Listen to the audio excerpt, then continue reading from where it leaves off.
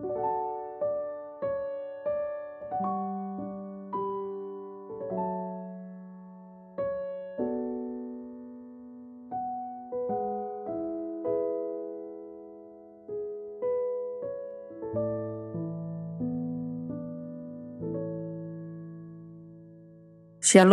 manusia Allah yang perkasa. Bagi orang dunia, memiliki kenalan seorang pejabat, orang penting, atau orang yang terpandang dalam masyarakat dunia ini adalah merupakan hal yang sangat membanggakan. Karena mereka berpikir bahwa nama-nama itu, orang-orang terpandang itu bisa menjadi semacam kartu as bagi mereka ketika hidup menemui persoalannya. Kalau ada masalah, kalau membutuhkan sesuatu,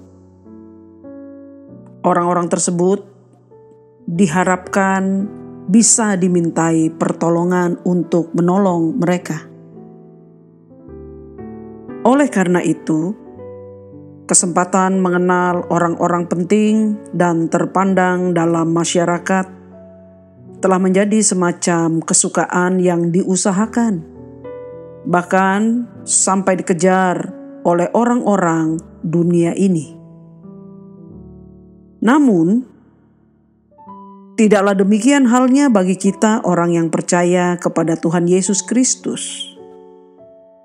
Bahwa mengenal orang-orang penting atau mereka yang terpandang dalam masyarakat dunia ini memang adalah merupakan suatu hal yang baik. Oleh karena kita memang berkeharusan untuk saling mengenal sesama kita sebagai makhluk sosial yang harus hidup bermasyarakat.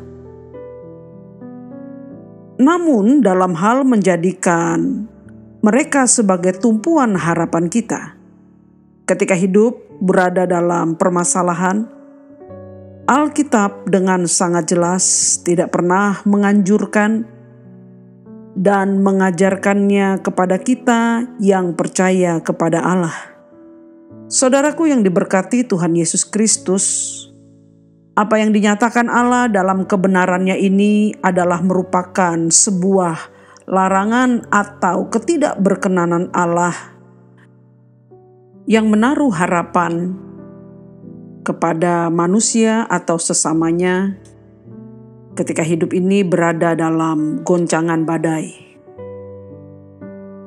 Namun seringkali sebagai umat Allah, banyak kita telah mengaburkan larangan Allah ini oleh karena ketidakmengertian kita, atau lebih tepatnya oleh karena kita tidak bertumbuh dalam kebenaran firman-Nya.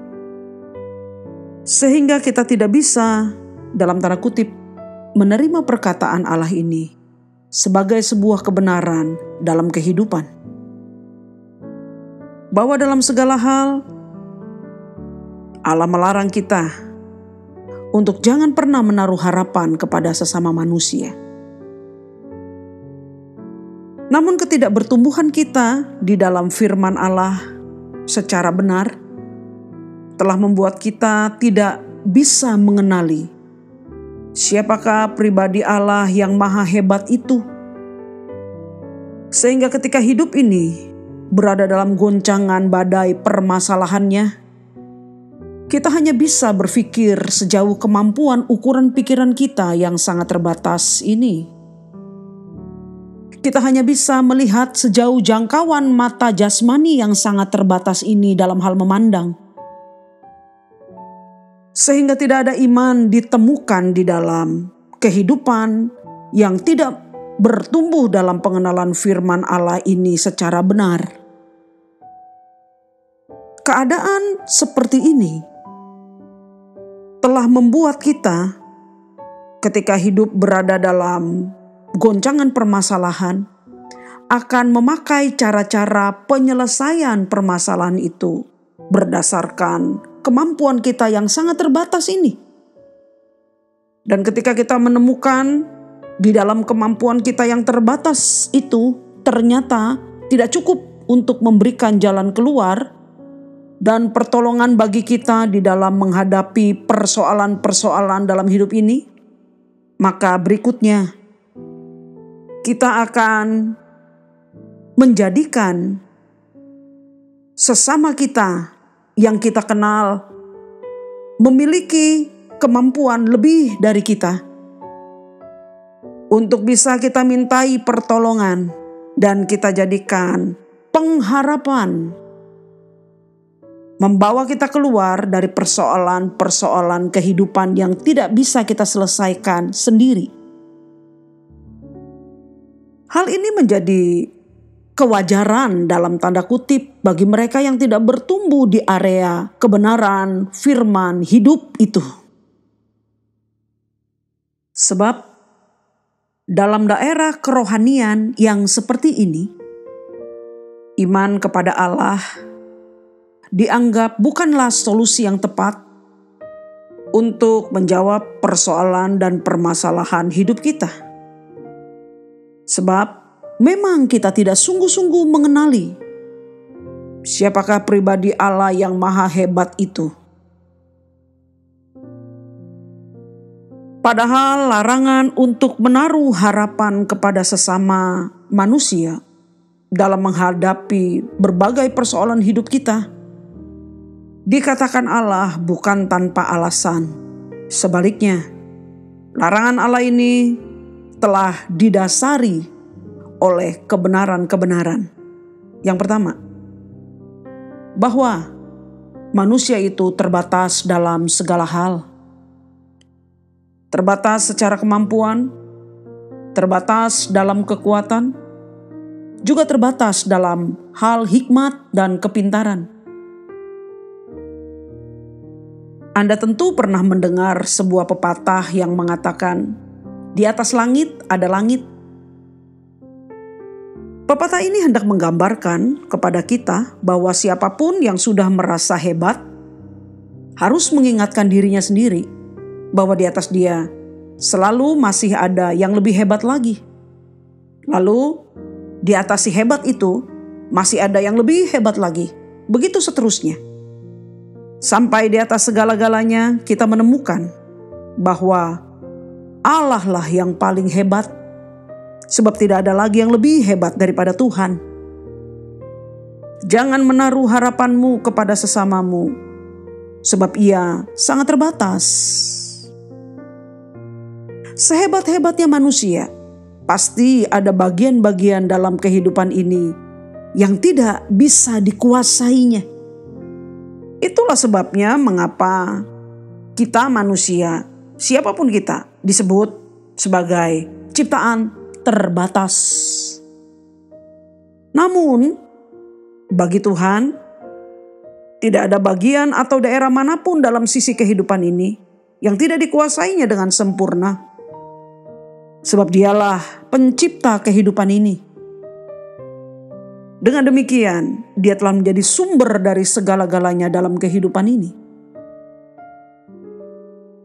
Alasan yang kedua, keterbatasan manusia dalam segala hal juga berarti bahwa ia terbatas di dalam kebaikan hati, dalam kesabaran, dalam kasih, dalam memberi, dan dalam ketulusan hati. Sehingga kalaupun ia bisa membantu kita, namun itu bukan untuk selama-lamanya dilakukannya. Hanya mungkin untuk saat-saat tertentu saja. Oleh karena, sebagai sesama ciptaan yang terbatas, bukankah dia juga mempunyai banyak kebutuhan dan permasalahannya sendiri yang harus dia selesaikan, yang seringkali juga tidak sanggup untuk diselesaikannya sendiri? Dalam keadaan seperti ini, bagaimanakah mungkin ia bisa dijadikan tempat pelarian bagi kita pada saat-saat kesesakan kita, siapapun dia? Itu sebabnya Amsal 25 ayat 17 menasehatkan kita. supaya janganlah kerap kali datang ke rumah sesamamu, supaya jangan ia bosan lalu membencimu. Alasan yang ketiga, manusia terbatas oleh karena ia tidak berkuasa atas hidupnya sendiri. Penggunaan kata sebab ia tidak lebih daripada embusan nafas yang ditulis oleh Yesaya di dalam Yesaya 2 ayat 22 ini telah memberitahukan kepada kita bahwa tidak ada seorang pun dari manusia yang berkuasa atas hidup dan matinya. Dalam rentannya dia, Yesaya telah menggambarkannya sebagai embusan nafas yang keberadaannya bisa hilang kapanpun dalam sekejap mata saja. Untuk itu Yakobus 4 ayat 13 sampai dengan 17 menjelaskannya secara rinci. Dikatakan, jadi sekarang hai kamu yang berkata, hari ini atau besok kami berangkat ke kota Anu, dan di sana kami akan tinggal setahun dan berdagang serta mendapat untung, sedang kamu tidak tahu apa yang akan terjadi besok. Apakah arti hidupmu? Hidupmu itu sama seperti uap yang sebentar saja kelihatan lalu lenyap. Sebenarnya kamu harus berkata, jika Tuhan menghendakinya, kami akan hidup dan berbuat ini dan itu. Sahabatku yang diberkati Tuhan Yesus Kristus, dalam keterbatasan inilah, maka tidak ada seorang pun dari manusia yang dapat kita jadikan tumpuan harapan ketika hidup ini mengalami badai. Untuk itu, sebagai ganti larangan bergantung kepada manusia, Allah sendiri telah menjadikan dirinya sebagai tempat pelarian bagi kita ketika hidup ini berada dalam goncangan badai, supaya kita menaruh seluruh harapan, permohonan kita kepada Allah. Sehingga ia telah berkata kepada kita dalam Mazmur 37 ayat 5 dan 6. Serahkanlah hidupmu kepada Tuhan dan percayalah kepadanya, dan ia akan bertindak. Ia akan memunculkan kebenaranmu seperti terang dan hakmu seperti siang. Jadi sahabat yang diberkati Tuhan Yesus Kristus, marilah bertumbuh terus dalam pengenalan yang benar akan firman Tuhan, supaya dengan demikian kita dengan sangat yakin dapat menjadikannya sebagai tempat bagi kita untuk menggantungkan seluruh hidup ini dalam segala keadaan. Tuhan Yesus memberkati. Amin.